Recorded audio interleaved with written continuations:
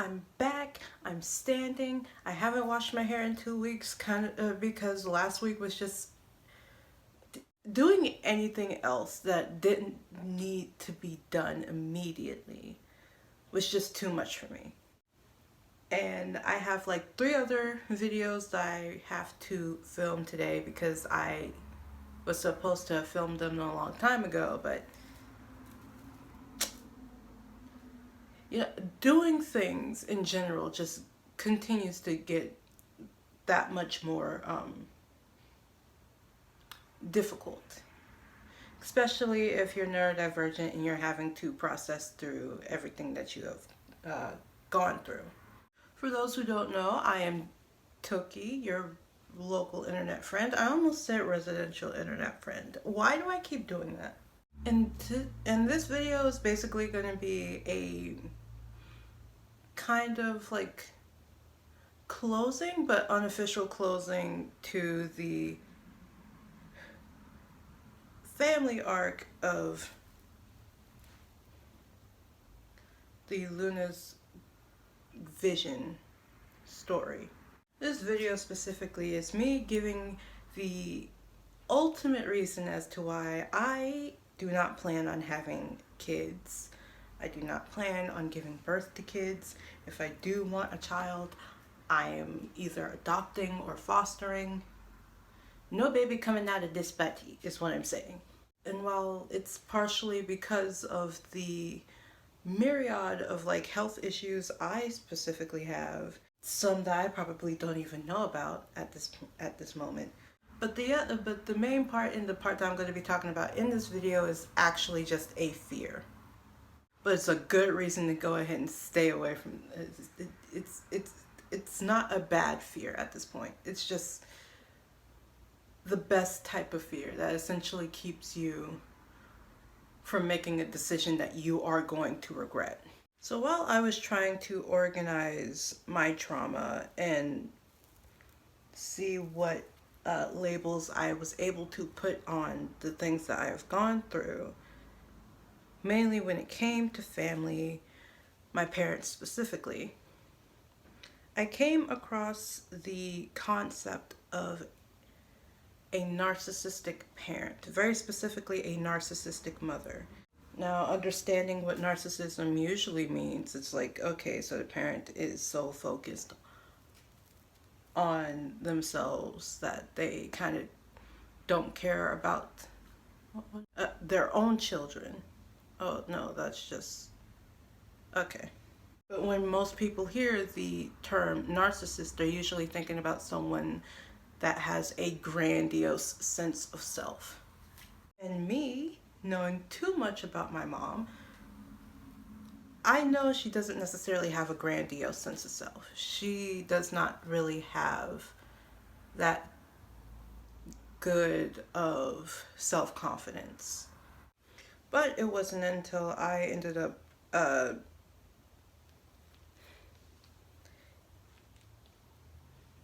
looking up the definition of what a narcissistic parent is, or how a narcissistic parent affects their kids, and then thinking about the way that my mom has essentially raised us,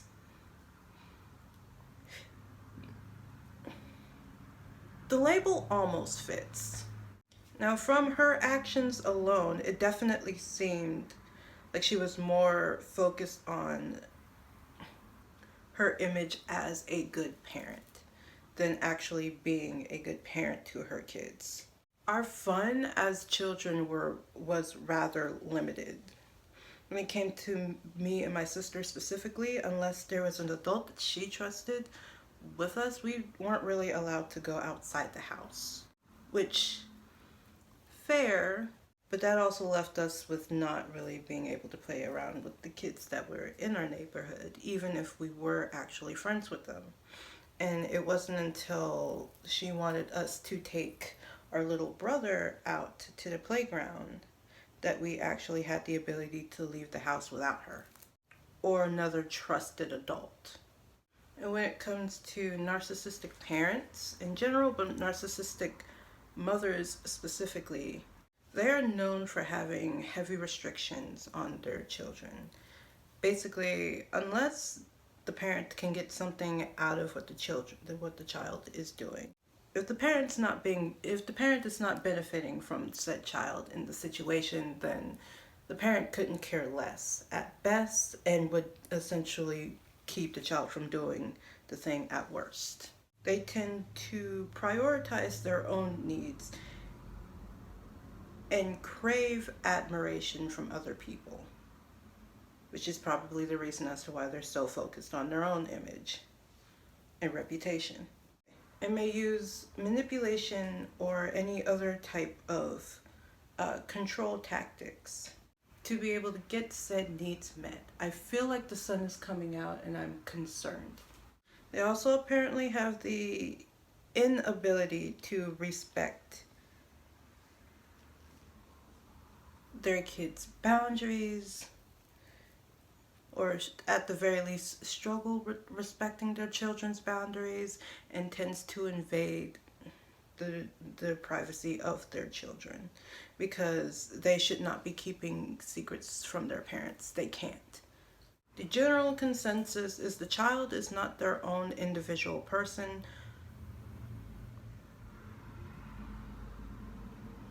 and constantly being told that the way that you specifically act outside of the house reflects the type of parenting your parents have done. Almost sounds like she wants herself to look like she actually raises her kids. So yeah, based off of the criteria of what could be classified as a narcissistic parent, alongside all of my personal experiences, it had me to believe that my mother was a narcissistic parent. However, it's almost like it only shows like how the way that this works. I know for an absolute fact, at the very least, that is not the full extent of the issue. Because surprisingly enough, there is something that actually would make sense, that kind of separates what I had to go through from what I was explaining, and that is simply intention.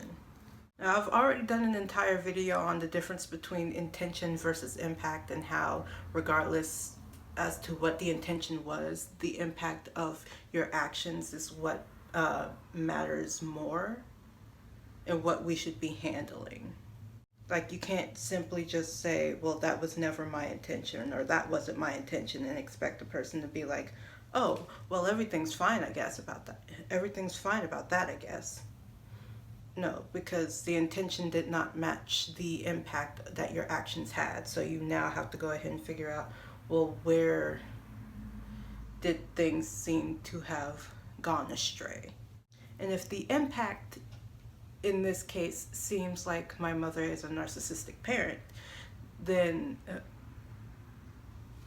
two questions have to be brought up. What was the intentions that she had when it came to raising her children? And how did those intentions end up getting led astray from actually being translated properly into action and impact? Most often with situations like this, it's simply because the person did not think critically about a lot of things. Either they felt like they couldn't think critically, they had to think on their feet, they had to go ahead and figure out the quickest solution for the problem, often creating more problems. And from personal experience, as a person that has been traumatized by their parents, I know for an absolute fact that it is very difficult to not just want to emotionally essentially blow up, as it were, to just immediately cut off your parents, because again, they're the reason as to why you have to process through so much. And they're also the reason as to why you ended up becoming the type of person that you were. So it's just like you just want to immediately not want to have to deal with that anymore. But whether you have the ability to or not, you still have to separate what they specifically did to you and how you want to do things moving forward. And I think the main problem that my mom had was that her priorities at best were scattered. Perhaps she was only looking at the surface level problems and didn't really think through all of the other problems that the easiest solutions to those surface level problems would end up creating. The best example is her constantly using the one rotten apple spoils the whole bunch thing when it came to punishing me and my sister, when it was literally just me and my sister. There have been multiple times in which something would end up going missing. I'd say, best example, something has gone missing in the fridge, and my mom at least seems like she's asking us which one of us did it.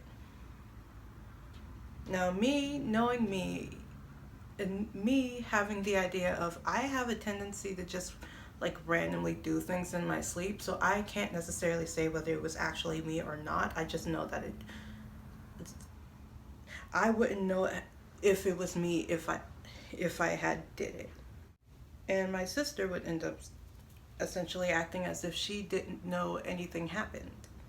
And if no one fesses up, we both end up having to deal with the consequences regardless. In situations like that, it probably had been best. It probably seemed to have been better for her to just punish both of us, seeing as though neither of us is talking. But there are also times in which she knew it wasn't me, and yet I still end up having to deal with the punishment because the person that she believed did it did not want to fess up. And I have no idea as to exactly why she did things like that. But the way that specifically affected me, at the very least, is I will constantly think about whether I did something or not. Or I will try to figure out things like, was I the problem? Because I can see how I would have been. In doing something like it, in handling situations like that, she basically creates this idea in the head of whoever did the thing that if they don't say anything, then at best we both have to deal with the punishment, and they don't have to be miserable alone. The best example of the easiest solution is rarely ever the best solution for the problem. So even if her intentions themselves were good, intentions have the ability to change, one, but two, because of the fact that she didn't really process through her own trauma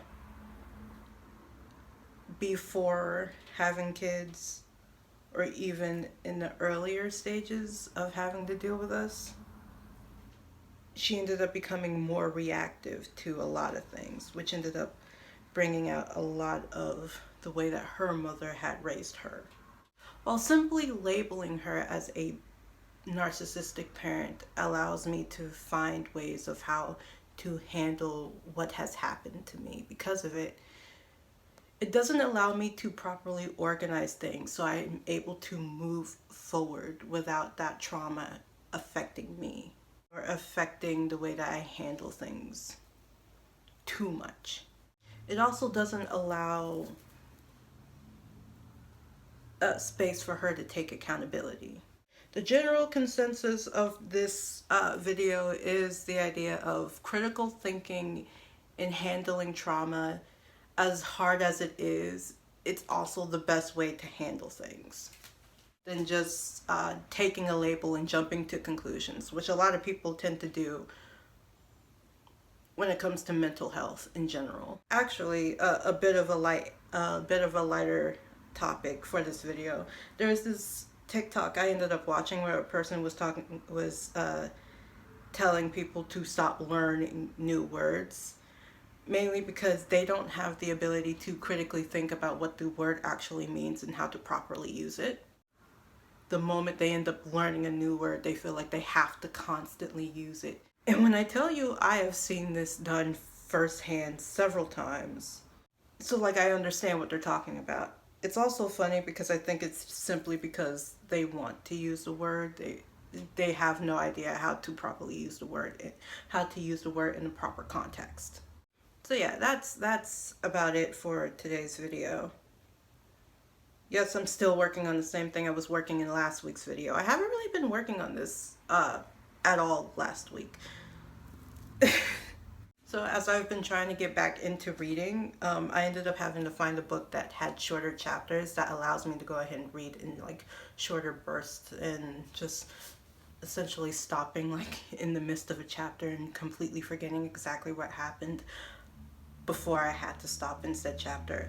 So the book that I'm currently reading is Tell No One. It's interesting to me, at least. Again, the chapters are short, allowing me to be able to read at least 1 to 2 chapters before I feel like I want to throw the book because I don't want to focus on anything anymore. I had been reading more often than actually just working on that. I still have a few more things that I need to record before I have to go do a workout and chores. So